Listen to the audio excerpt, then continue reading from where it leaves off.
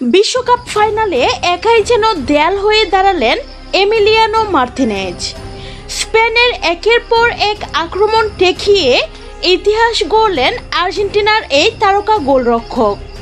ফাইনালের শুরু থেকেই হাই ভোল্টেজ লড়াই উপহার দেয় স্পেন ও আর্জেন্টিনা। লামিন ইয়ামালদের আক্রমণে বারবার কেঁপে ওঠে আর্জেন্টিনার রক্ষণভাগ, কিন্তু প্রতিবারই সামনে এসে রক্ষা করেন মার্তিনেজ। কখনো দুর্দান্ত হেড, কখনো শক্তিশালী ফ্রি কিক, আবার কখনো ডি বক্সের ভেতর থেকে নেওয়া শট, সবকিছুই অবিশ্বাস্য দক্ষতায় ফিরিয়ে দেন তিনি। তার একের পর এক অসাধারণ সেভ দেখে হতবাক হয়ে যায় স্টেডিয়ামে উপস্থিত দর্শক থেকে শুরু করে পুরো ফুটবল বিশ্ব।